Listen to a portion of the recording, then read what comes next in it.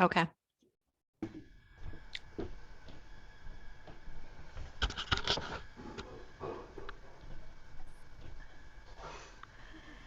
Good afternoon. Welcome to the EL Civics Network Meeting for September 8th, 2021. Glad to have you here. I hope you can see the first slide. And please type your name and agency into the chat box. And if you haven't already, please register for the meeting at the caadultedtraining.org website. I'd really appreciate it. Hope you've had a nice summer. Many of you have already been working with your agencies, and that's great. And if you would mute, I'll go ahead and mute everyone, hopefully except me. But you can unmute if you have something to say or ask. Okay. So again, I hope I'll see, I've got 51 chats, that's perfect. And there are 60 of you, so not everyone, I don't think, has yet typed your name and agency into the chat. I hope you'll do that soon. So again, I'm thrilled to be with you today, and here's our agenda. We're going to talk about civic participation in IELCE. I want to talk a little bit about COAAP selection and implementation. And then we are excited to introduce our draft. I should have put that there, draft of the social justice COAAP and the language and literacy objectives that go along with it. Oh, I did write draft. Good. And so we're going to introduce that to you today, and I will be sending you copies, but I just sort of wanted to give you a preview of it. I'm going to talk a little bit about the EL Civics Exchange again, and then hopefully we have with us today Penny Pearson from OTAN, who's also going to talk to you about accessibility and Creative Commons licensing for all of your ESL materials, including the EL Civics materials. Does anybody have any agenda items that you would like to add to the meeting? If so, go ahead and put that in the chat. And I will try to keep track of that. If not, I will continue on. So let's talk a little bit about COAAP selection and COAAP information. Just as a reminder, those of you who have been with us in the summer meetings, you know that this October 31st is the deadline for at least one COAAP to be submitted. Remember, this is not something that you have to know exactly what you want to select this year to do this. This is more of a formality so that all of your program specialists know that you can access the system. So just go ahead in and select everything you did last year if you want to, and then if you don't know yet what you want to select for this year, and then you can always change up to the final deadline, which is April 30th of 2022. So this is just a formality. So don't worry that you haven't yet done your needs assessment or that you're not sure exactly. Just go in and at least select something, and it can always be changed. I'd appreciate it so I don't have to be following up with you in October and spending a lot of time chasing you down for that October 31st deadline. Also want to remind you as you start with your COAAP tasks instruction and your assessments, and Jennifer's asking for the link to put your COAAP selections, and I will at the end I'll review the website, okay, and show you where that is. But let's go on right now. Just want to remind you that COAAP assessment tasks are supposed to simulate real life. The whole purpose of EL Civics is to get students ready to access their communities. And so everything they do in the task should be something that they can do in real life. And that is why we don't do paper and pencil, true, false questions, because in general, that's not what our real life outside the classroom is like. So anytime you do an assessment, make sure you're doing it in a way that simulates real life. And so I just want to also mention that just as a native speaker or a speaker of English would have something with them when they're having a conversation, possibly, if that's in real life something you would do, then students can have it too. So in a job application, when I'm writing a job application, I don't just think of all my job history and my recommendations from my mind, I have a sample job application that I did, and perhaps for your students, they did one in class and they have all their information. But then you're going to give them a new format for the assessment, and then they can be transferring all their information into the right places. That's okay. We all do that because we can't remember everything. And so they might do that too. Or they have if you're doing it in a simulated way with information that's agency created, then they would have a scenario in front of them that gives the name and the employment history, etc., that students will be working from. Same with a job interview. I sometimes have my resume with me, so if the interviewer asks me for a date of employment, I can just look at my resume and tell the interviewer. Same, students should be able to do that too. And when students call in to report an absence, for example, they have to have all the information that they need, right? If they were doing it for themselves, they would know that information. But if you're doing it in a simulated way, then you have to give them a scenario with all the information that they need.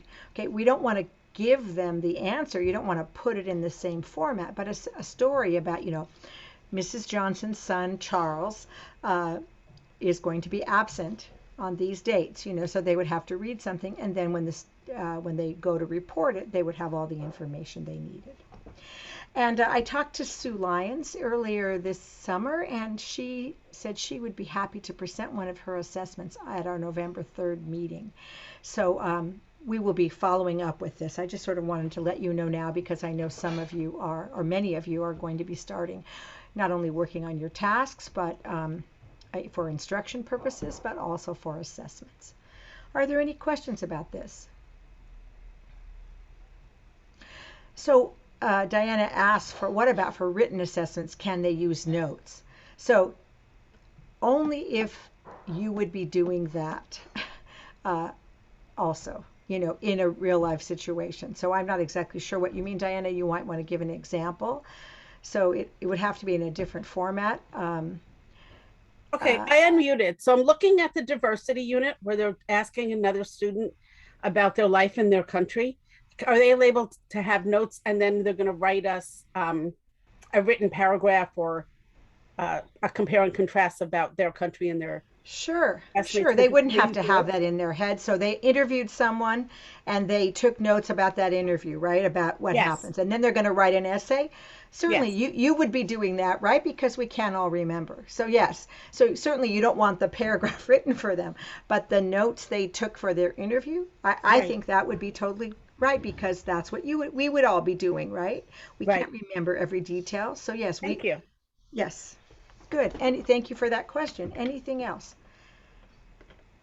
And I think if we remember the real life aspect of it, we don't want people to have another dialogue in there when we're doing a dialogue, because information we're talking about usually has to come out of our head, right? So we don't want to have things written for the students in that kind of situation. But for an essay, yes.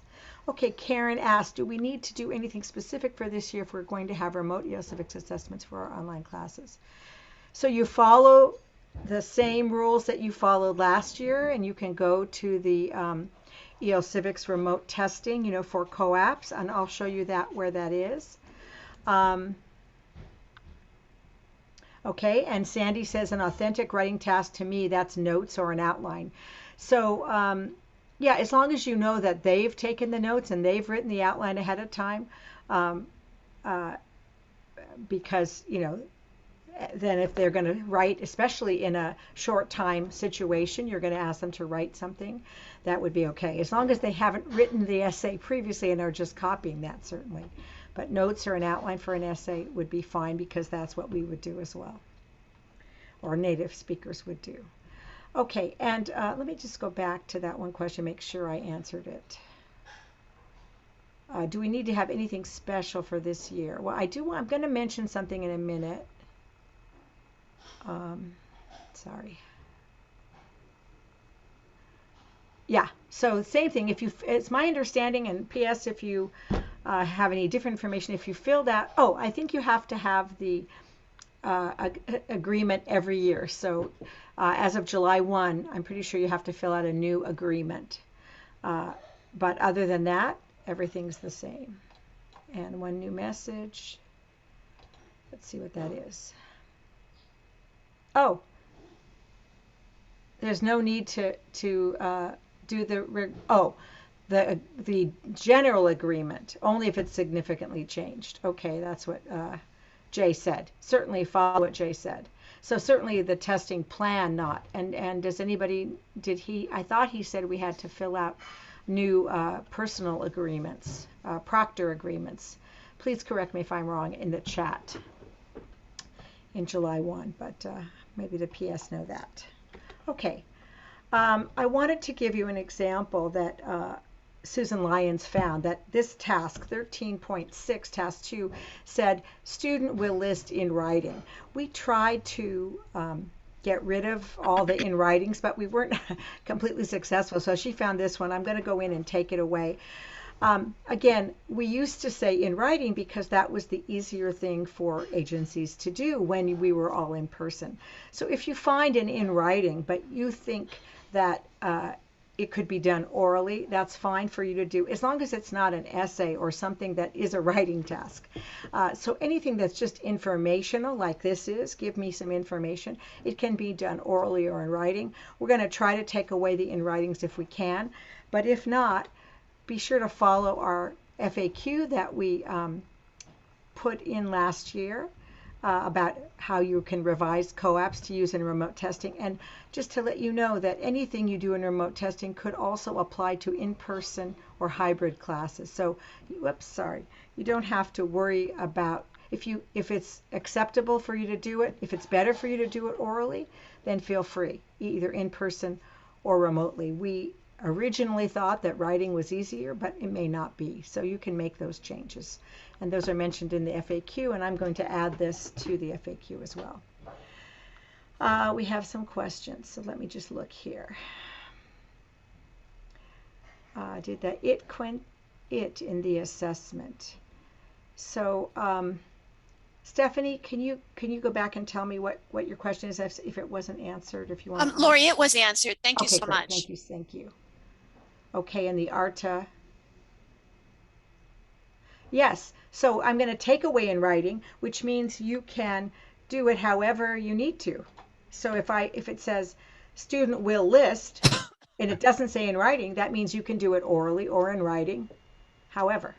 So you can, if it's not an essay or something that has to be done in writing, like a job application, we don't do a job application orally, right? At least I don't think so, but it can be done on the computer. Whatever would be the right way to do it, so is acceptable. Okay, and so Stephanie says, oh, did someone answer this Stephanie's question about the proctor agreement? For some reason, I thought I heard that we had to. Do I have a program specialist who would like to unmute and tell us about the proctor agreement if they need to do it as of July 1 again? Because I remember last year they did. If they filled it out before July 1, I thought they had to do it again. So that's why I'm thinking that they would have to do it again this year. But the plan itself, unless significant changes, doesn't have to be done again. It's Janice. No, there is no requirement to do anything different this year. It's the ARTA stands. If there haven't been, significant changes, it's just good as it is. You're right, Lori. Last year there was a requirement to submit a fresh one. This year there is no requirement. And if you have proctors that are already certified, there's no need to recertify them either. Thank you. So that's different from last year. They don't have to do it every year as of July 1. Thank you so much, Janice, for confirming that. Lori, yes. If you have not submitted a remote testing agreement. Barbara, you're very muffled. Could you try to speak more into your something? What? There. If you are. Well, yeah, but not right at this second. I'm about ready Penny, to go live. you're not here. muted. Penny, could you mute, please? So sorry, gang. Barbara, go ahead. Yeah, if you have not submitted a remote testing agreement, you need to do one before you test. Yes. So if you haven't submitted any of those forms, you need to do that. But if you did it last year, according to Janice, you can do it. You don't have to do it again. Thank you so much. Okay. I just wanted to put this slide 8 here in our presentation because this came up on Tuesday is that yesterday? Yeah, yesterday, at the statewide WIOA 2 meeting. And I don't know a lot about it, but I need you to look at it so that you're aware that the data collection for EL Civics IELCE has changed. So for new in program year 2021-22, your CTE classes that might be associated with your IELCE or IET, it needs to mark integrated education and training under special programs. Okay, there's going to be more information about this. You can go back and Jay talked for 3 or 4 minutes at least on the recording. I've given you the link to the recording so you can go back and hear what he said. And it was from our statewide WIOA 2 network meeting yesterday. Okay, so I don't want to answer any questions about this because I don't have the clear information. So I'd like you to go back to this, but also know that they're going to be continuing with training. And this is mostly for your data people who will need to know this, but I just wanted to bring it to your attention. Janice or Portia, anyone like to elaborate on what I've said? You don't need to. Janice, you're much better at this, but I can. Okay. You're making it up. I would say hold off for the subsequent presentations that he's got planned. I agree. I think we should hold Yeah. off, but I did just wanted to bring it to your attention. And if you feel like you need that information now, you can go to hear what Jay said about it at the meeting yesterday. Good. I think that's a good choice, everyone. Excuse me, Okay. Lori? Yes, is go this ahead. PowerPoint being shared with us somehow so that we have these live links? In terms of sending it to you, you mean? Can you see it now? Yes, I see it now. But Okay, great. Yes. So every month after the meeting, I send the recording and the slides. So everyone awesome. who's on my list of EL Civics Network. If you received a reminder yesterday, from me, then you're on my list. If you did not receive a reminder from this meeting, then you're not on my list, and feel free to email me. Please don't put it in the chat. At lbhoward@casas.org. Let me know you want to be on my EL Civics Network meeting list. But you should know for all time, after every meeting, the slides and the recording link will be sent to all those on my EL Civics Network list. Thank you. Thank you for the question. And so again, for those of you who perhaps haven't been at meetings or are new to EL Civics, this slide 9, has a lot of information you might need if you're new. So I just want to be sure you have all these resources. I'm not going to go over it here, but these are the resources. The link to our civic participation in ILC page here, and the person who asked the question about where to select, it's the second bullet on this page if you want to link to it from here. But I will show it to you later. Okay, thank you, Portia, for putting my address in. I appreciate it. Okay, I want to introduce our social justice COAAP and language and literacy objectives. So Margaret Teskey and Portia and I worked along with input from our social justice committee, especially Jamie Nash, who gave great feedback, and we've come up with a draft. Remember, this is a draft. I will be sending it to you, and I'm going to ask you for feedback before September 15th. We'd like to start posting this so people can use it, but before we do, I have some things to mention. And just to tell you, we're calling this our social justice COAAP because in a definition of social justice, we came up with this information that social justice includes 4 interrelated principles: equity, access, participation, and rights, or opportunity for participation and rights. So we're using that definition as we go through and have written the language and literacy objectives and the tasks.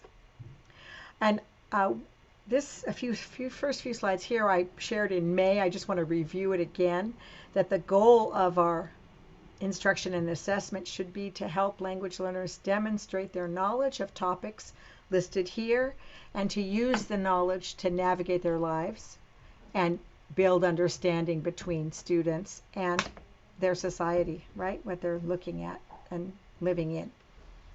So that's what our goal is.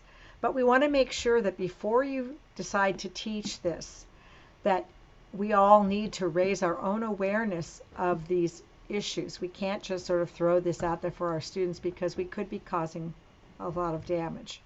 So be really careful that you have informed yourself first, and I'm going to give you some resources for informing yourself.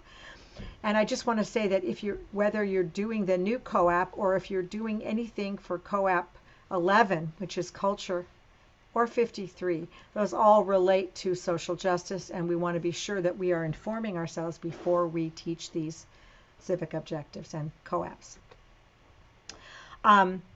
So we want to be sure that we remove stereotypes and implicit bias in our own thinking, speaking, and instruction, that if we have any questions that we decide not to do harm to our students. And we are going to be writing sort of a white paper, I might use that word a little loosely, just about how to be a good teacher of Civic Objective 11 and 53. So that will be coming out soon. But we wanted to get this out and let you know that we've decided to use Objective 53, Civic Objective 53, and we think this is a good umbrella for our new COAAP social justice. Research and identify and utilize the skills necessary to navigate educational, workplace, and community environments and rights. So we already had that, and we had 53.1, and now we're going to be doing two new COAAPs, 53.2 and 3. We've come up with a draft of 53.2, and Portia and Margaret have worked along with me on that, as well as the language and literacy objectives we're going to show you. And remember, if you're on my list, I'm going to send you a draft of this, but I just wanted to just show you. We have 20 new language and literacy objectives. There were originally 3 for 53, and we've enhanced them to 20. And we've moved them around a little bit. I hope no one minds. And we're going to fix that in the system. But so number 1 was there, but we've added to it. And then all the other ones here are new. We looked to the Massachusetts English Language Proficiency Standards, which if you want to look at, you can see them at this website. I think I left an extra space in here, sorry.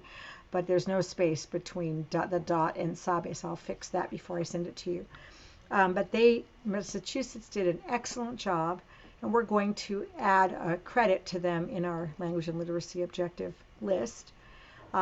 But we think we've come up with some really great ones. Again, we had Jamie Nash's comments as well for this, and we'd like to get your comments if you can do that before the 15th of September. Here we have numbers 7 through 14, and 8 and 9 are our original number 2 and 3. We decided since there were so few, we thought we could, if you didn't mind, reorient them so that they went in a nice order since we were doing them all at once here. So that's what we did. And again, just get a little clue of them, and then up to number 20, and this is what we've got here. So we've got 20 new language and literacy objectives. We would love for you to look at them and give us your feedback. Just see if I have any questions. Okay.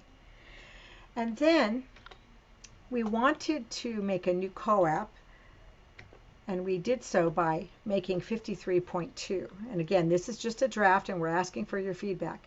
We are thinking that this should only be for levels beginning high to advanced in order to deal with these subjects without presenting stereotypical information. That was our concern at the low level, that we might be presenting stereotypical pictures, and we don't want to do that. So if you have a great suggestion about how to address this at the beginning levels without stereotypes, we would be happy to consider that, but we're thinking that the lowest level would be beginning high. And to make it easy for everyone, we try to base these tasks on things that you've already done with now the content of social justice. So I think this is actually task 1 from 53.1, perhaps adjusted, but identifying social justice issues.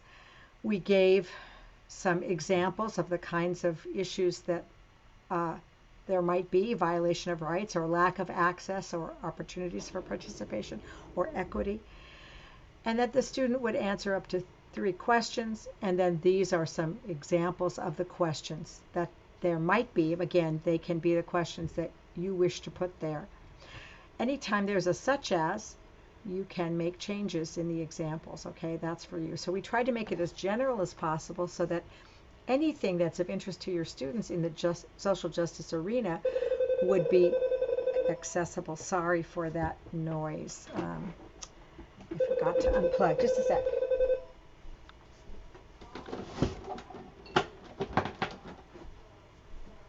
Hopefully that will help. Sorry about that. So this is task 1. And this is, oh, did I go backwards? Sorry. This is task 2. So we thought that we would like students to do the research and then present an oral report. So it says, after doing level appropriate research on social justice, topic of a student's choice, student intermediate load to advance will give an oral report on students' findings. And then it would include information on up to 5 areas. Again, these 5 things are just suggestions. You can make them whatever you want, but there would be a statement of the issue, a consequence of the issue, an organization perhaps that could offer suggestions or assistance for taking action, a suggested solution, and reason for selecting this action. So that's just an idea, and these are some topics that we think might be of interest to our students, but again, that's up to you. And then for beginning high, since we thought that would be difficult, we thought that they could just refer to task 1, where they answered the questions in task 1, and present those answers perhaps in a slightly more expanded way for their oral report. So they would be basing it on the task 1 task. Again, this is a suggestion. Let us know if you think that will work or not, but we think so. And then, as on all oral reports, we include a visual aid of some kind. We hope it will be digital, okay, but we understand that not all agencies can do that. And that there would be some points for presentation, that they use effective speech and body language in the report. So that's our idea. I've got 5 new messages. Let's see.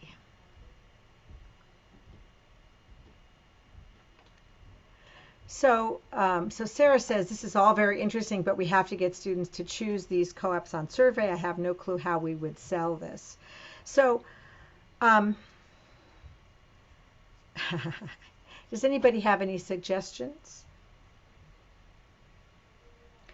And I would suggest for this one, you know, since this is sort of out of our time, or you have perhaps did your needs assessment previously, you could select, if you think this would be useful to your students, you could select sort of one outside the needs assessment because we're starting this up. Just sort of how we did digital literacy. Perhaps at the very beginning of digital literacy, students weren't perhaps aware that they needed digital literacy. So this could be an addition to your needs assessment. Any suggestions? Lori, it might be very useful in an IET setting, because these are people that are going to be in the workforce and they might need to have more information. So certainly, yes, thank you, Portia. And certainly, you know, we don't necessarily have to do a whole COAAP on this. This could be additional items that you would add to anything in 33. You know, actually, we did add some of these to 33 where we thought it was possible. And, you know, this is just a resource for you. And you might add it into, you know, your number 1, your economic situation. You would add it into your instruction. You don't necessarily have to assess it, you know, but that you would be thinking about these issues as you teach any of the other COAAPs, and perhaps drawing some of these language and literacy objectives into those. And if you have suggestions on how we can add to the language and literacy list that you'd like to have them in different ones, you can. As I said, I'm not showing them to you now, but when we finally put out this list, you will see that there's some of these same language and literacy objectives have been moved to 33. Portia, maybe you can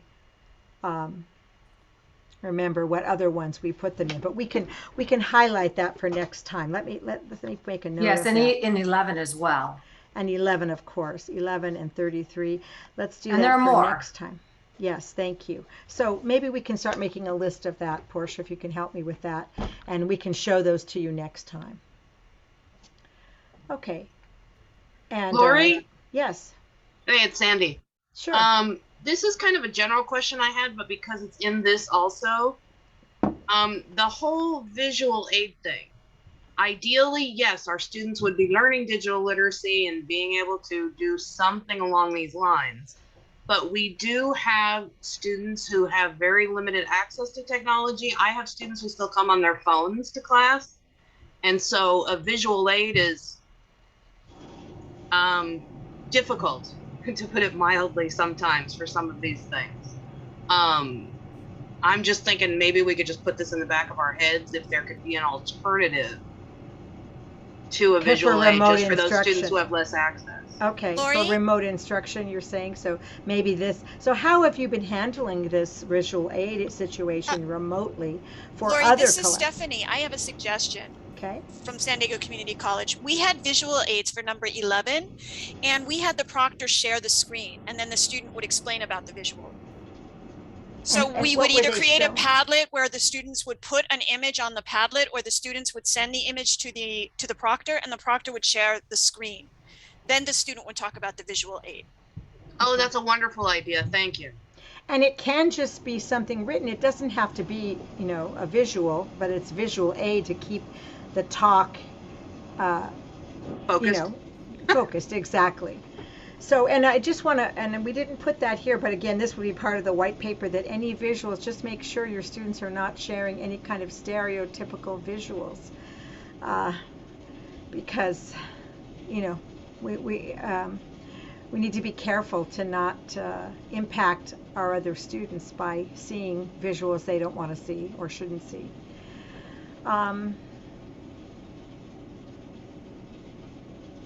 So Aaron says, if anyone needs digital literacy help, we can assist with southbayliteracy.org. We also received a grant to distribute Kindle Fires out to students who are struggling with mobile phones. Thank you so much, Aaron. So Sure. maybe people can talk to Aaron.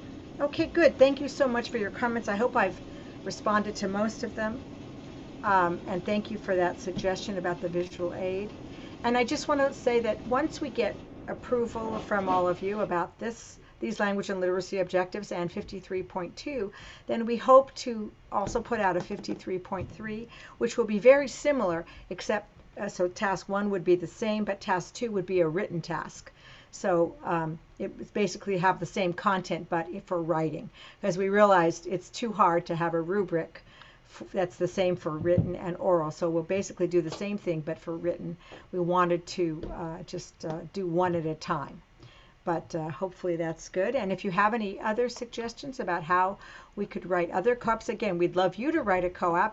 But since we didn't have that luxury this time, we went ahead, CASAS went ahead and did it, so we would have something out there. Any final questions about this? Just want to say, if you want to give feedback, and I will be sending you the drafts, please let me know by September 15th, because I would like to post this if anybody wants to use it. And perhaps, no, we're not ready to use it yet. So that's okay. You don't have to use it. And you shouldn't use it unless you've educated yourself. But it's good to start thinking about this, and that's why we want to post it on our system. And as soon as we get a white paper and stuff, we'll be doing some training, etc. But before we do any of that, there are already resources. Again, I've shown these to you before. CalPro has done some regional training, and you can access their resources. World Education has some great workshops that I participated in, and I've given you the links here. I think they're still available to you. If not, let me know and I'll help you find them. But this was really helpful to me in trying to look at my own implicit bias, etc. So we should all do this before we even think about starting this or teaching culture or social justice. And then some other resources on microaggression, some YouTube things that I found very helpful. So I hope this is useful to you. And Sandra Watts is really the leader of our Social Justice Committee. I know there's about 10 or 15 people that have been participating. I know along with all their other jobs. But if you want to be a part of the committee, which means that we might meet and or would send you drafts of things to get your feedback, just let either me or Sandra know, and we'll put you on the committee list and keep you posted. So now I want to talk about the EL Civics Exchange just a tiny bit. Again, reminding you that the EL Civics Exchange is a project of CASAS and OTAN funded by the California Department of Education. We're so lucky to have the Adult Education Office of the CDE support this project that has been such a long time in coming. Agencies have wanted to share their instructional materials. So we have an electronic venue for you to do that. You can access materials at elcivics.otan.us. But since we opened this at the summer, we've only have one set of materials now. So we're asking you to submit your materials, all of you who are California WIOA 2 agencies. We are not yet accepting from anyone else, but those of you who have experience in writing EL Civics materials, we invite you to share them. And I just want to point out something that Dr. Zachary said at our meeting, our statewide WIOA meeting yesterday, that materials created with WIOA 2 funds are the property of the California Department of Education. So you should have no hesitation in sharing them here because they were funded by the state of California through the federal government. And so they should be accessible to all. And this EL Civics Exchange is a venue to make them accessible. So we hope you will feel inclined to share those materials. One of the benefits really of our EL Civics Exchange is that we're requiring the materials be licensed by Creative Commons and accessible according to Section 508 of the Rehabilitation Act. And this is something that you should be doing whether or not you're sharing your materials, because in order to make your materials accessible to your students and to your fellow teachers, you should be doing this already. So we're requiring this as part of the EL Civics Exchange to sort of give a little push to that end. And Penny Pearson is going to be with us in just a little bit to talk to us more about that. But before we go to that, I just wanted to just make sure. And Stephanie says, I'd love to share, okay, our SDCC Canvas modules. Right. So, Stephanie, I was just about to call you about that. So, San Diego uses most of their own customized COAAPs. So the assessments wouldn't be useful to us, which we're not sharing anyways, because your assessments are different. But I think the instructional materials still would be useful to us. So we would love to have them. They need to be in Word format and or format that is can be shared online. And Penny's going to talk about that in just a minute. But Stephanie, I'm going to contact you specifically because I know you have that situation. And thank you for wanting to share, because we appreciate that. And Sarah says, a lot of my materials are borrowed and Frankenstein from other agencies plus textbooks. So we can't agree to post anything that is copyrighted material. Borrowed from other agencies, if the agency is funded by WIOA 2 and they have original materials, then that would be probably okay if you have their permission. But it can't be anything that's copyrighted, like from a textbook. So thank you, but we cannot post that. So before we go to Penny to talk to us about accessibility and Creative Commons licensing, I just wanted to just give you some quick information. Those of you who perhaps aren't interested in that, is that the new administrator orientation started today, and there is a meeting on September 14th from 1 to 2 p.m. about IELCE. So if you have a new administrator on your campus, please suggest that they attend this one if you have 243 funding. And our next meeting are November 3rd and December 1st. I changed what was originally the October 27th meeting because I realized that it conflicted with the CAPE Summit. So I changed the date. All of you who had already registered, I sent you a notice. I'm pretty sure I did. And but if I didn't, please note that the next meeting is going to be November 3rd. And if you haven't already, please type your name and agency into the chat and also register for the meeting. That would really help me. And let me see if I have any more questions before I hand it over to Penny. Any questions?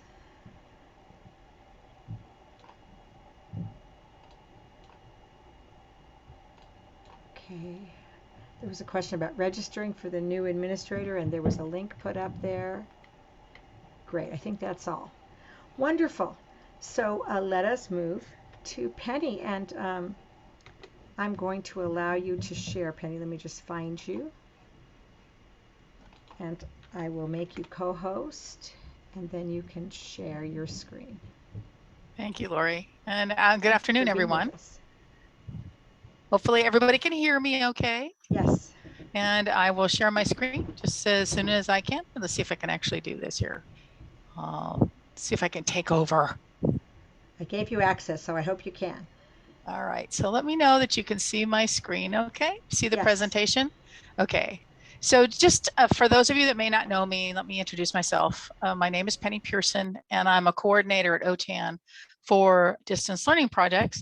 And I've long had a love about things about licensing and accessibility and open educational resources. So that's kind of my thing here at OTAN. But if you have any questions, please note my email address on the slide here. And also please jot down that short URL, bit.ly/OTANpenny.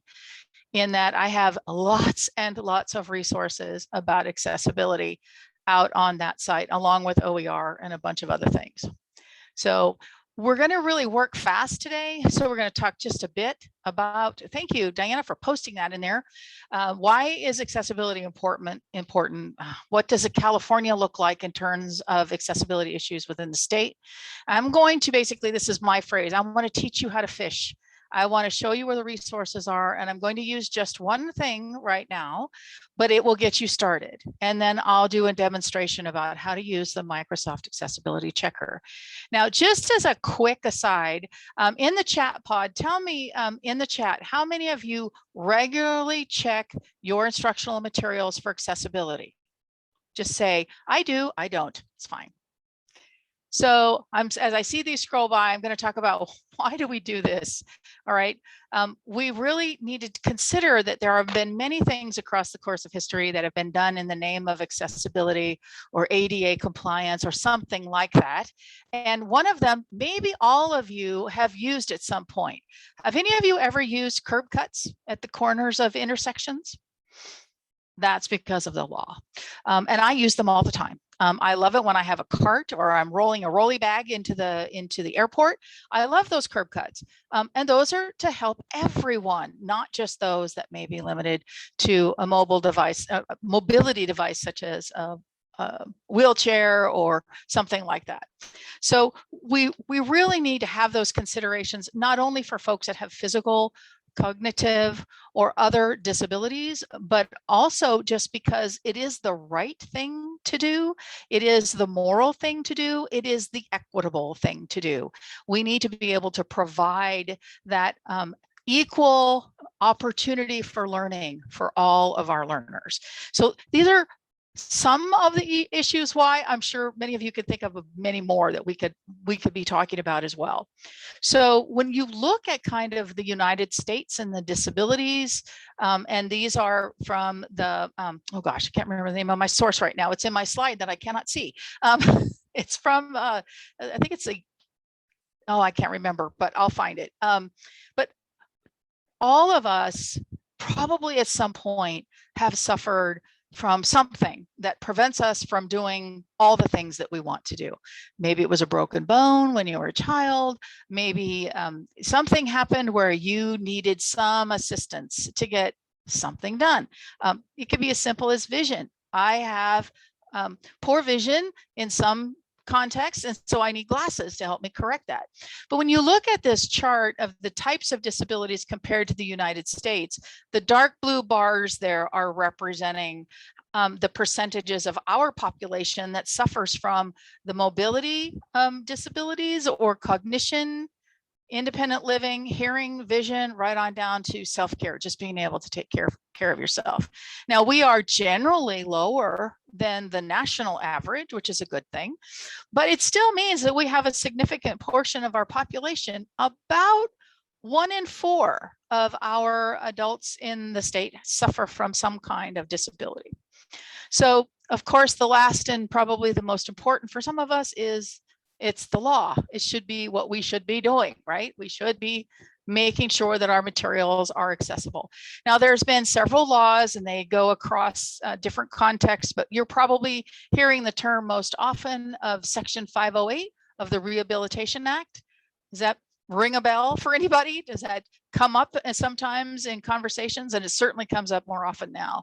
There's also the Americans with Disabilities Acts. And then there's the last one here that is what's typically called WCAG, and that's the Web Content Accessibility Guidelines. And this is for anything that's posted on the web has to meet these guidelines.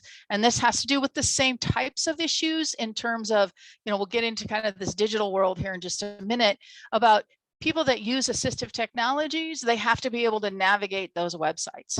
They have to be able to get around. They have to be able to use tools on the site to help enhance their experience there so they can get all of that same information.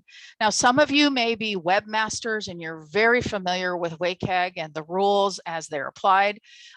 Others of you may just have a class website. And even though you have a class website, you should be aware of why you need to make your materials accessible and what tools are available both to you as an instructor building content on your website to make sure that they're fully accessible to your learners who may be using assistive technologies that you might not even know that they're using, as well as for yourself and for your students and for yourself to create that material in a way that is accessible to all. Okay. So we're going to take a look at this learning to fish today, right? We're really trying to give you some tools to help you along the way.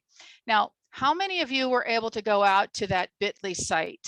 Can you just give me a thumbs up, or you can use your buttons, or you can just say in the chat pod. I'm trying to monitor it, but I think I've missed a couple of messages already. But I'm seeing lots of no's at my previous question, so you are definitely in the right place. And okay. All right. So I think we're going to get started here. So in learning how to fish, I wanted to try to show you here, see if I can advance my screen, what it's like for someone who encounters materials that are not fully accessible. And I need to make sure that I have my sound on. And I bet you I didn't check that when I did that before. Let me make sure. Okay. So this is just a short 2-minute video to kind of give you an idea when a learner encounters a document like this. So I will rely on Lori and others to give me a shout out in the chat. If you can't hear this, please let me know and we'll see if we can get this to run. Here we go.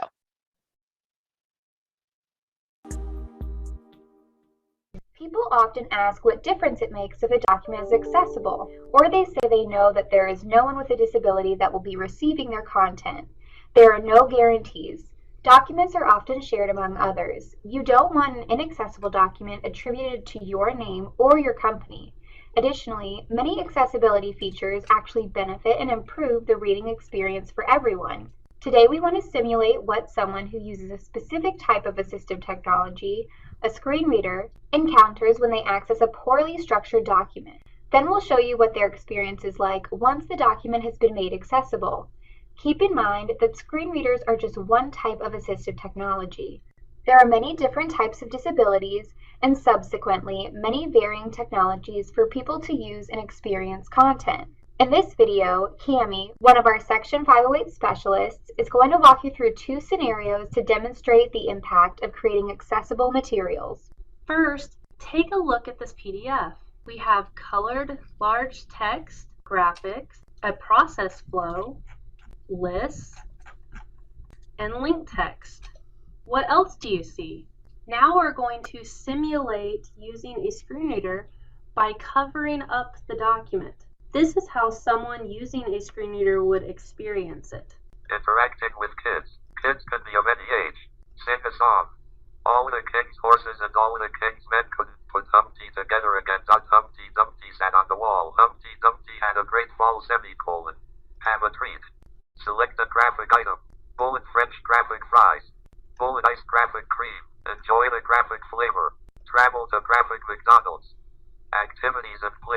Try some of these : play a board game, make a paper plate mask, go to the park.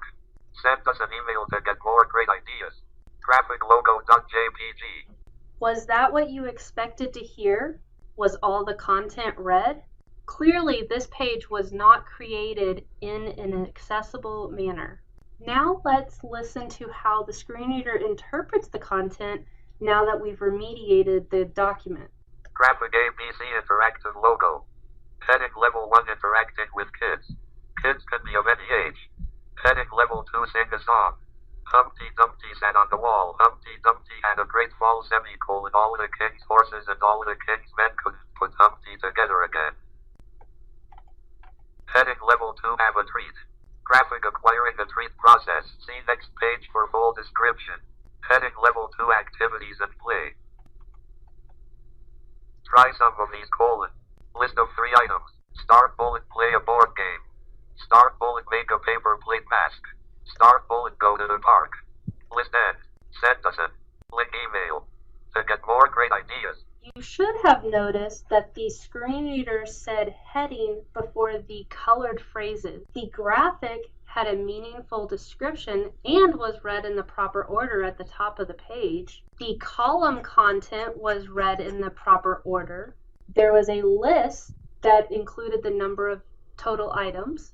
A link was indicated so that we can activate it with the keyboard. And our process flow had a brief description but indicated that there's a long description available. So that you can review one method of handling complex graphics, we're going to show you one example of how to handle the graphic in this document. Heading level 2 acquiring a treat process. List of 3 items. 1. Travel to McDonald's. 2. Select an item. List of 2 items. Nesting level 1. A. French fries. B. Ice cream. List end. Nesting level 1. 3. Enjoy the flavor. A numbered list structure was used to show order, and a sublist helps identify the hierarchy of the content. Hopefully you can see how important it is to structure your content. This kind of structure can be applied to all Office documents and PDFs. Okay, that's all I'm going to show of that particular video. What did you think of that? Just give me a reaction in the chat. The most common is no response? Were you all gobsmacked?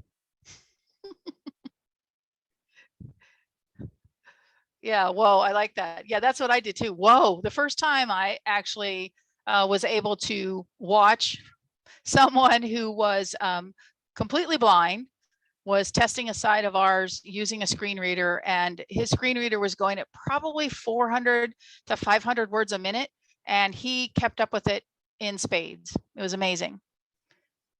So a lot of times I get folks reacting like, wow, that's really difficult.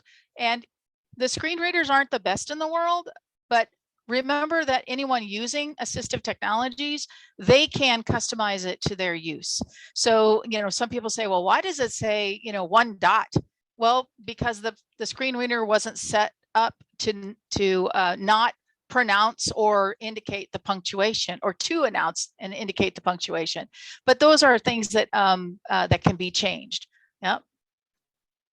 I'm glad that this is a little helpful there. Thank you, Ms. Banks. Appreciate that.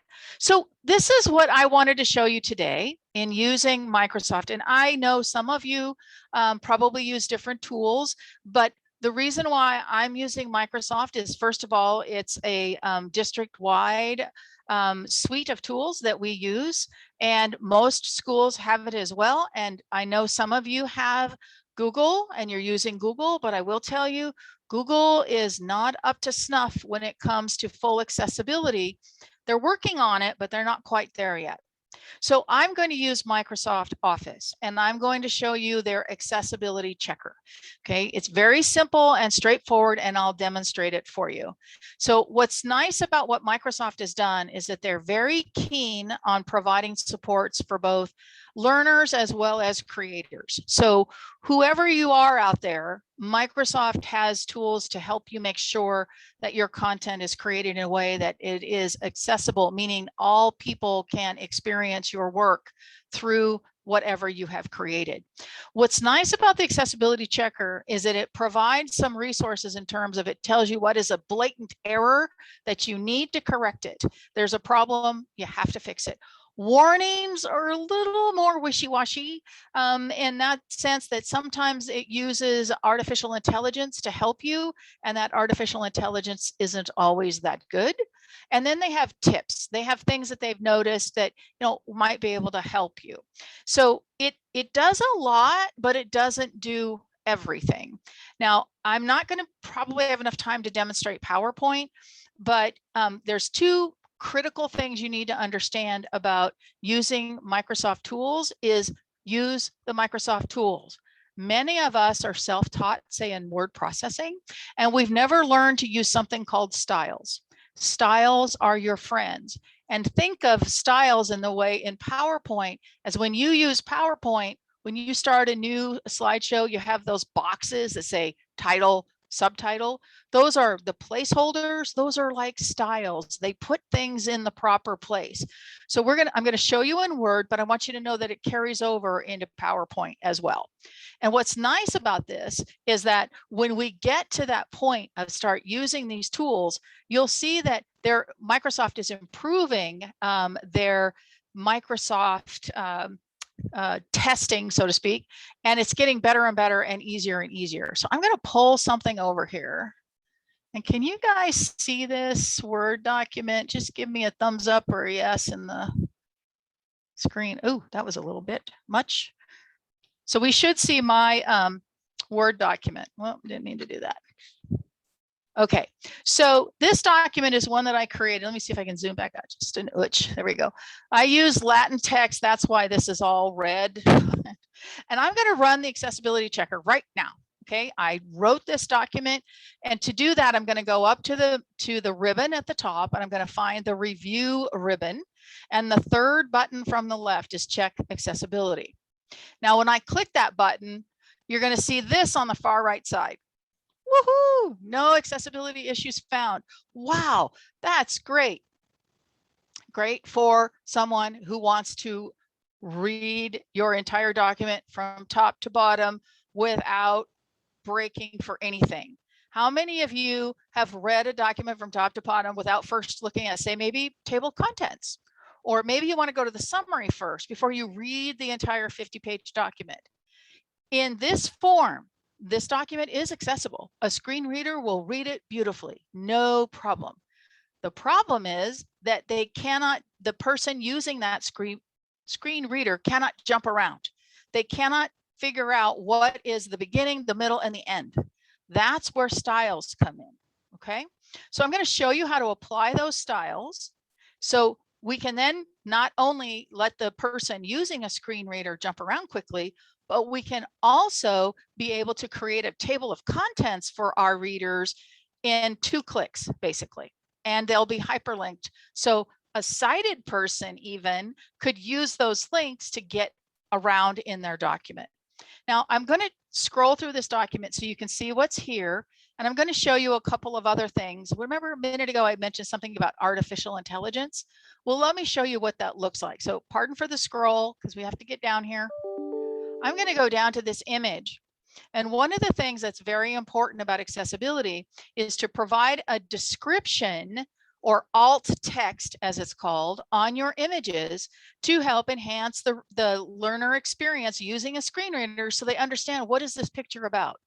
Now, if you're just putting in pictures because you want to put in pictures and they really don't relate to what you're teaching, then either 2 considerations: don't put them in, or second, mark them as decorative. And I'm going to show you what that looks like because right now in my accessibility checker, it said that this image was fine.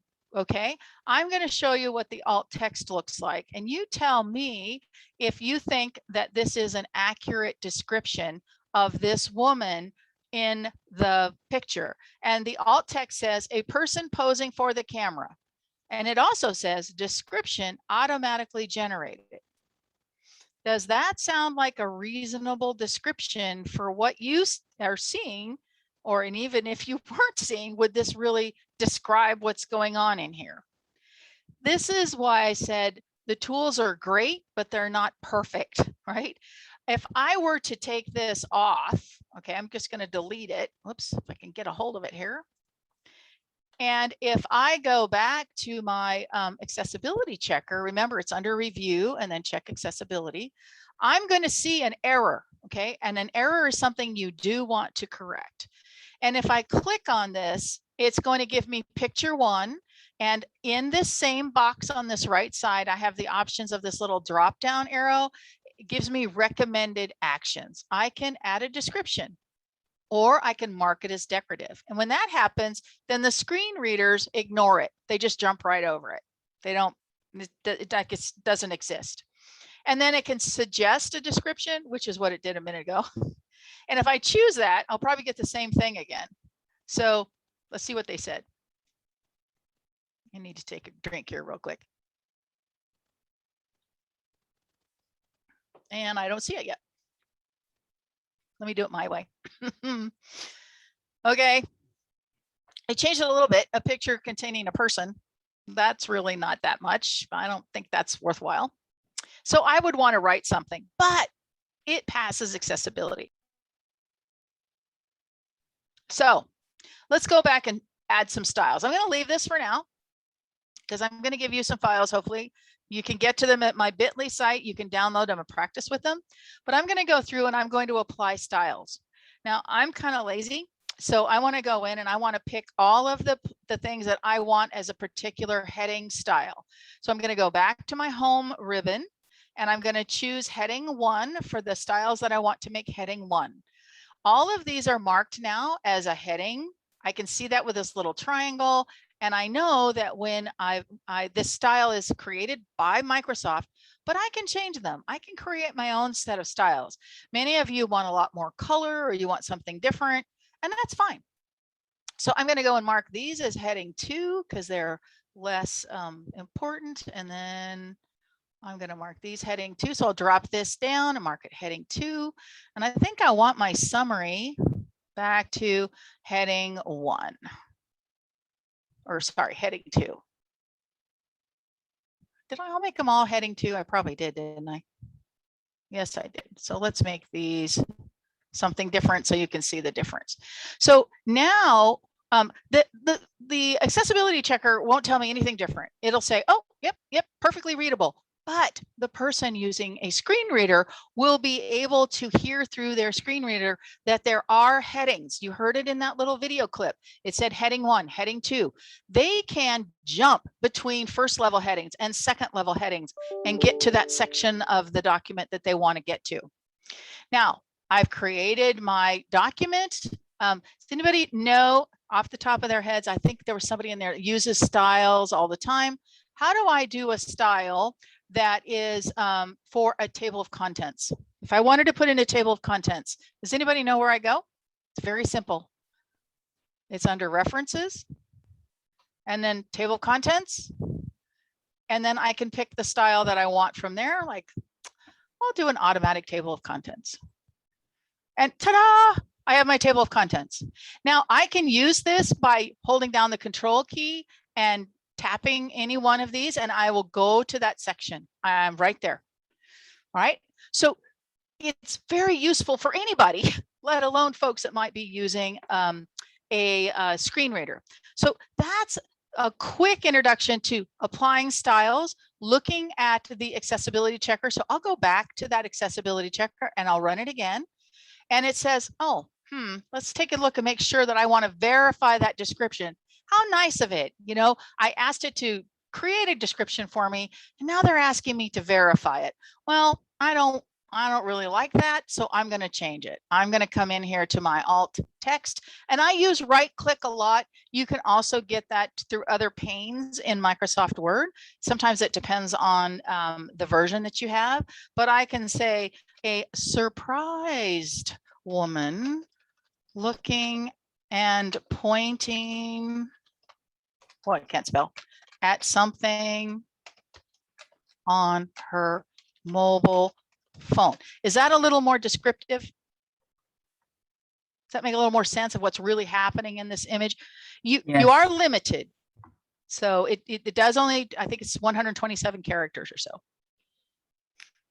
But now I can go back to my accessibility checker and voila, no accessibility issues found. And let me check my time real quick. We go until 2:30, is that correct, Lori? Yes, we can go till 2:30. Okay, so I have this document now. One area that we haven't covered and talked about is charts. And to be really safe, all of your charts should also have the data that created it underneath it. And here's the reason why. It's very difficult for a screen reader to read a chart. You can put alt text on a chart, but it doesn't tell them the data that created that. So there's a couple of ways that would you might be able to display that data. This table here is kind of the traditional way, you know, the sample age, and then it says 18 to 25, 26 to 50, 50 plus, okay? Now, try to think of this in the way a screen reader would move through this content, because it would start at the first column on the left side, and it would read left to right. So it would go number below threshold, number above threshold, 18, 25, 75%, 20%, 26 to 50. And I don't know about you, but do you remember what 45% would be below threshold, above threshold? So changing things a little bit can make it easier for someone who's working with a screen reader, because the sample age is now 18 to 24, 75% below threshold, 20% above threshold. The next line is saying sample age 26 to 50, 45%. Is it the same data? We're just displaying it a little bit different. So with consideration of those people that might be using a screen reader and would want to look at this information auditorially, right, in a way that made sense to them. Because for some, I mean, I tell you, these folks that use these devices have a memory like crazy, and they can typically, you know, they'll go through this and they'll understand. They might have to do it 2 or 3 times, but they'll do it. So this is just something to consider in addition to what you might do with images like we did before. And I see there's a question here, just a minute. Unfortunately, you're right, Sarah. Oftentimes it depends on your district. It depends on the knowledge level of your teachers. It depends on the commitment made by the district or the school. I ran into a similar problem when I was teaching. My district was very accommodating, but it required the student to approach the administration and ask for that accommodation. And they were allowed, in this case, to install a screen reader. It was JAWS. And I was teaching Microsoft Word. And, you know, as a teacher, I was very nervous because I was like, uh-oh, I don't know how to do this. But the student who came in, she was, as I said, completely blind, and she did have a note taker with her. We installed JAWS, and I started instructing, and I started talking like, I don't know, a snail. I mean, I was like, it was so slow. And finally, the note taker came up to me and said, hey, you don't have to do that. She can follow along. And I could see her screen from my teaching station. And I just started going at it. I mean, I just, you know, I said, okay, I'll see, you tell me if there's any problems. And so I taught at my regular speed, and I did make the conscientious effort all the time to name where I was going. I didn't do something like click here, right? Because that isn't helpful to her. But I would say, go to the ribbon, to the reference tab or the review tab, and select accessibility checker. So I tried to be prescriptive that way, but that was really the only thing that I had to change. And when I talked to the note taker that helped her before, or during these classes, she said that, you know, that was always very helpful, because this one was fast, lickety split. She could get through this material and follow along with me at the rate that I was going. So, so again, we used in Microsoft Word the accessibility checker after we created our content. Now, a lot of times I get teachers that just kind of have a panic attack saying, I've done all these previous handouts or lessons or things I'm going to give to my learners, do I have to go back and redo them all? No, you only have to redo the one you might be doing tomorrow. And especially if it's going to be posted electronically, where your learners have to access them and be able to get to them and use their assistive tools to help them get through the material. Yes, Diana, you're absolutely right. And it lends itself to just what I was saying. Don't take this on that you have to do everything all at once. Take it on as you're starting to create new materials or when you have to revise or update older materials. Just run the accessibility checker. It'll take you 3 or 4 times where you'll start to see the messages and you'll go, oh, yeah, I forgot to do that. Or if you make additions, then run the accessibility checker and it will help you to make corrections on issues that you may have in that document. It's a big chunk. So just trying to get the mindset of, I know this is something we need to do. And by just using the tools that are available, especially within Microsoft Office, because it is very, it's very friendly and it does a good job of getting you 95% of the way to complete accessibility on your documents. So we did Word in a quick fashion. Now I'm assuming that most of you are familiar with Word. Am I wrong? I want to be able to say a few things about Google Docs and Google Slides. And Lori posts in there, yes. If there are great bargains in terms of Microsoft for Education. We also have Google, of course. And Sarah, that's a very good question. And that is a question you should always ask the publishers. Are those online tools 508 compliant for accessibility? I'm not going to say that all of them are or all of them aren't. I think many of them are working very diligently to make it so, especially after this past 18 months where everyone was moved to an online environment. I know a lot of the learning management systems are really pushing to make sure that content created on those learning management systems are accessible by providing, helps and prompts and assists while teachers create content. So we're getting there, but we're not there yet. So we have to take these baby steps. We have to make our teachers aware, and we have to be able to, speaking to all of you, whether you're an administrator or a teacher, this is something that does have to be built into our mode of work, right? And it's not always, it hasn't always been that way, because I am guilty of it. I would be, one chapter ahead of my students in classes that I taught, and I did not have any regard or, even any awareness hardly about making documents accessible back then.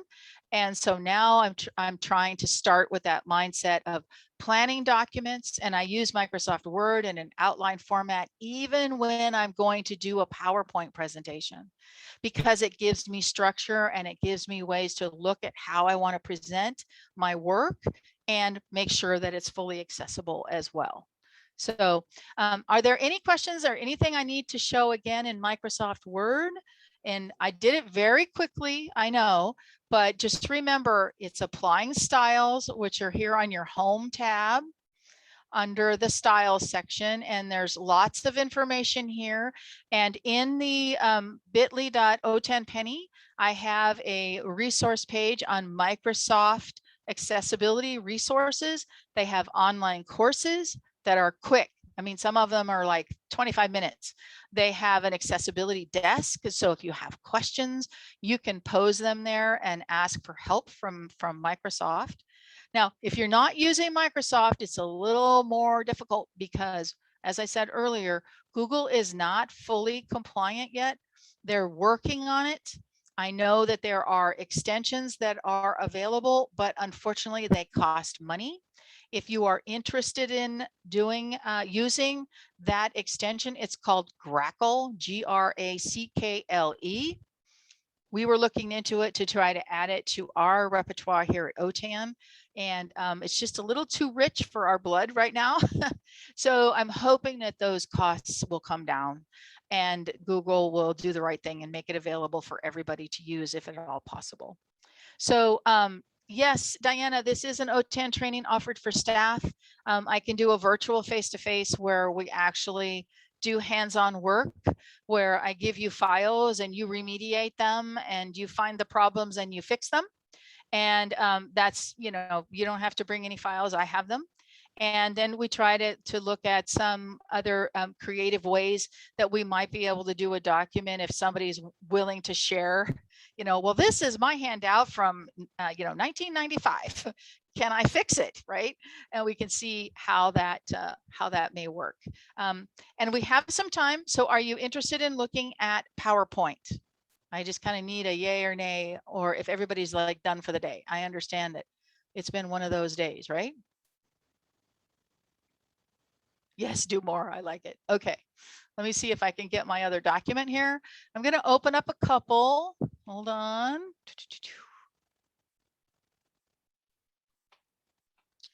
And I'm not sure you're going to be able to see it very well, but I'm going to see if I can stack these up side by side. Because the point here is many of us, as I said, we figure out ways that we just learn what we need to know to get something done, right? I happen to go through a lot more training with Microsoft to understand how all of these toys work. Okay, so these are two documents. They're both PowerPoint, and I'm just going to go through. This slide looks similar. I'm going, left and right. So when I look at the left side slide and the right side slide, they look the same to us visually. Okay, I go to the second slide. They look similar to us, right? And the same thing for the others. Now I'm going to run the accessibility checker on both of these files and we'll see what's going on. So here I've got another types of pottery. And the last time I did this, I did some work on color contrast and things we need to watch out for. So let's see what happens when I go over to PowerPoint on the right-hand side. And fortunately, the checker is in the same place. And I mentioned earlier that sometimes there's variations with the version of Microsoft that you have. If you go to your review ribbon and you don't see check accessibility, you can typically find it under the file menu for older versions of your document. And I always have to go and find this because every now and then it's in a different place. So under file info, you'll see check for issues. So that's a second place you can find this accessibility checker. And typically this is for those of you that may be using Word or PowerPoint version 2016 or 2013. It's under the file menu under info. So I'm going to go back to review and I'm going to hit check accessibility. Oh dear. Look at this. Look at this accessibility. Hopefully you can see it. If you can't see it, guys, tell me in the chat. I can make this a little bigger here. So look at this. I've got 4 errors. It says missing slide title. What? Wait a minute. Don't you guys see slide titles on each one of these? This one is clay bodies. This one is glaze options. This one is types of pottery. What are you talking about? I got 4 slides and it tells me I don't have any titles. Can anybody guess why this happened? Just shout it out in the chat. Or you can unmute too. I don't care. Yeah, Brianna, styles are correct. And it's particularly PowerPoint styles. And really what that is those placeholders that I mentioned before. But if I come to my accessibility checker and I click on slide 1, you'll notice, I might have to move this over a little bit. You'll notice that all of a sudden I get a different view here. This is kind of what's called outline view. And I can kind of see it down here in my my little status section down here at the bottom. It says normal, slide sorter, reading view, slideshow. But I don't see titles here because I didn't use those placeholders in this PowerPoint. I didn't use where it said, click here for title or add title here or whatever the wording is. I just made a text box and I formatted it and I put it where I wanted it. Microsoft PowerPoint doesn't recognize that as a placeholder, and neither would the screen readers. So they wouldn't know where to go on this slide to get to read the title first. But on the accessibility checker, if I come over here and drop down this list, I have the option, and this is brand new for anybody who's been using Microsoft and an accessibility checker. You couldn't do this a year ago or 8 months ago or so. Now I can actually choose to set as slide title. So when I do that, I change it. Now look at my outline here. I got to shift over. Now all of a sudden in my little, it says considerations for pottery. So I now have converted that text box to a title that a screen reader would stop on and recognize and read. So I can do that for all of these so quick. Just drop it down, set as slide title, set as slide title, and then set as slide title. And I'll do it one last time, set as slide title. Okay, so now I got rid of all of the errors. That's a good thing, but I still have these warnings and some suggested alternative text. Well, you need to go through these. And when I say reading order, I'm talking about how would someone naturally traverse through your slide. And our culture reads from left to right, and they're going to start from top to bottom. That's what this reading order is referring to. How do you want people to get through your content on the slide? So when it asks you to check the reading order, it'll tell me which slide is having the problem. And again, I can drop down the list. And if you're following along, you may have noticed way at the bottom of this accessibility checker, there's all kinds of information down here, including the steps to fix the issue. That's true on all of them in the accessibility checker. Oh, and Jody, you have a good point, not bolded. A screen reader does not differentiate between color or attributions on fonts. So it doesn't care if it's italic or bold or anything like that. It just reads the text. So even though we want to make it pretty, the screen readers don't care. It just reads the text that's in that box. So as I go back to my reading order, again, top to bottom, left to right, I can look at this and I can verify the reading order. So when I click on that verify object order, I'm given a list. So it says text box 7. So I'm like, what? Wait a minute. If I click on it, oh, wow, they're starting at the bottom here. Look, it highlighted it on my slide. The second item it's going to read is the photo. And then the third item is my, no, you're all backwards. So fortunately, I can simply grab the thing that's in the wrong order and drag it into the correct order. So I want my title first. I want my text box. Now I want my text box, my second text box second.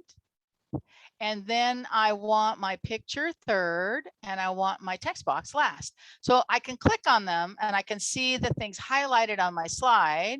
So I know what order it's going to go in through my screen reading order, or the reading order on the slide. Okay. Now I go back to my accessibility checker and I have some intelligent services. I always kind of laugh at that. But when you look at this, it is again, the artificial intelligence, or these intelligent services are creating descriptors for you.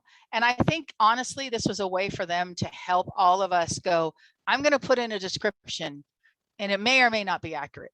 So you're always good to check them. So again, they have recommended these. That's why it says verify description. So if I click on this image, and I don't know how well you can see this image because it's a bunch of clay and may not work. Oh, look, a picture containing indoor sitting table and food. No, that doesn't cut it for me. So I would want to change that. And again, it tells you that it was automatically generated. And it typically, in my experience, it's only got about a 30% good rate here. So table showing several logs of clay cut into about 3-inch slabs, thereabouts. I mean, you would know the content here. This would be your information. In this case, this is mine. I wanted to change that descriptor to make more sense, to be in context with what my presentation was about. Again, it's pottery. This is clay. This is, you know, a lump of it that's been sliced up, and that makes more sense to me than a table with food. So I go back to my accessibility checker, and I look at this, and it's the same thing for my slide 3. I would need to verify what it described. Now, this will do this if you never put a description on your photos. Now, if you put it in there, then it's not going to overwrite it. It's only going to provide that suggested description if you forgot to put one in. So this is a way for you to make sure that everything is peachy keen.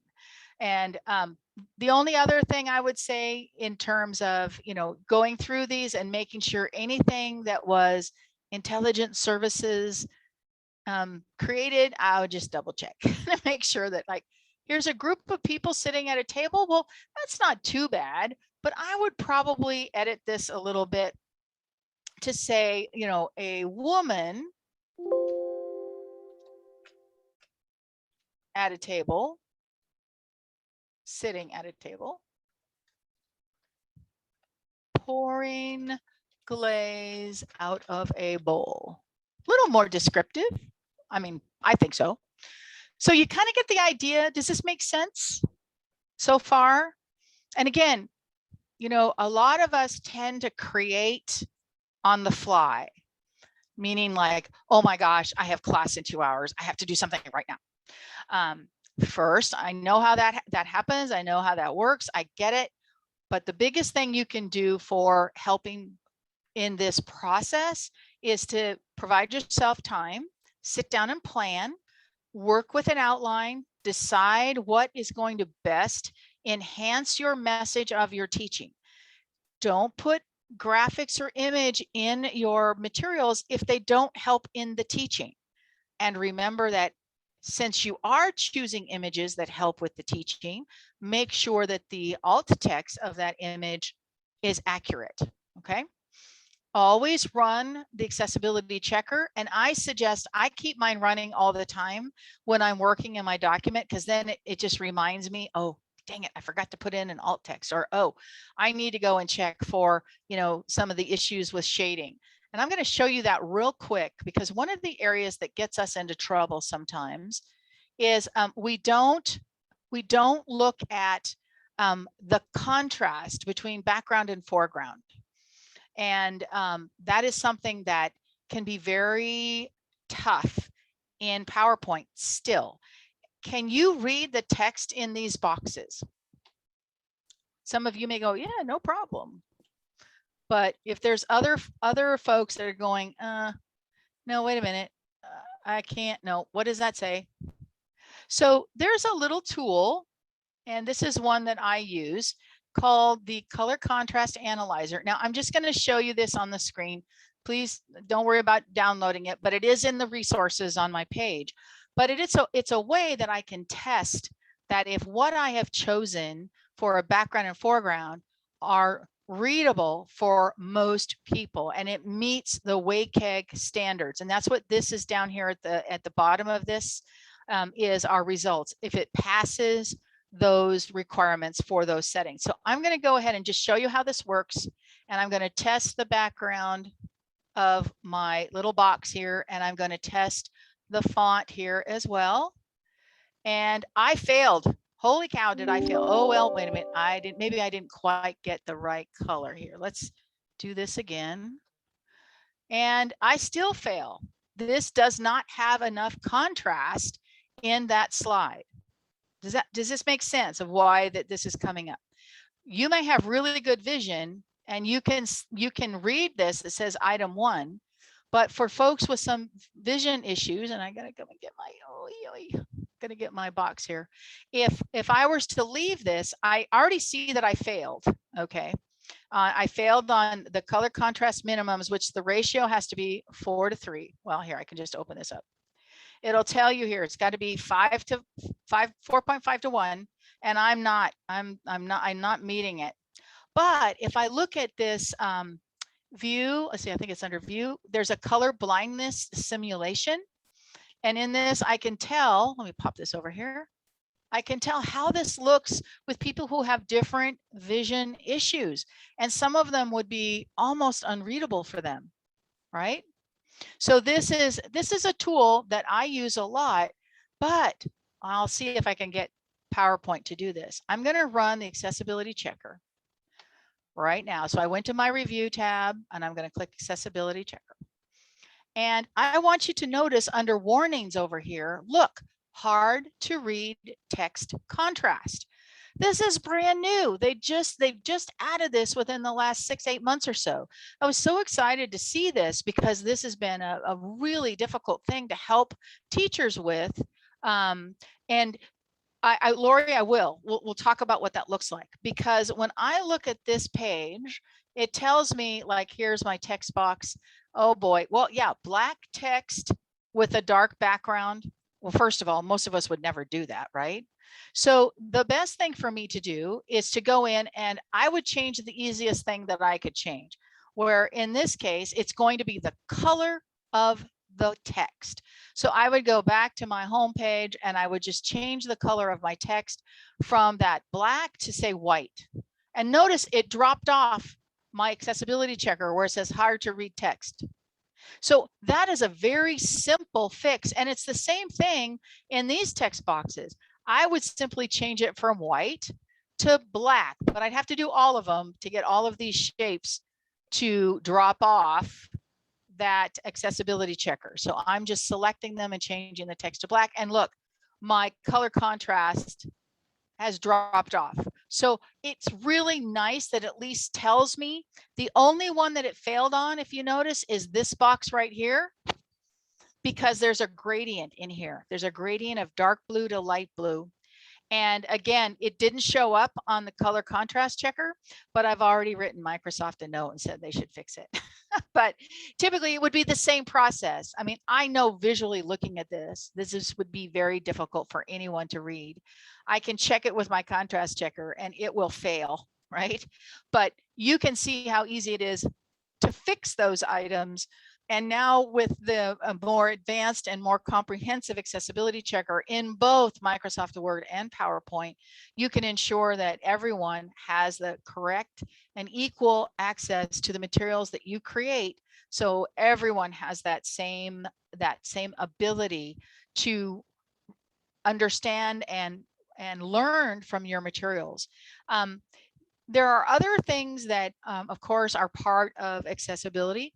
I don't know if you noticed in this session, and perhaps it wasn't because I didn't request it, but Zoom allows for closed captioning. And if anyone wanted to use it, they could request it from the host and they would turn on closed captioning here in Zoom.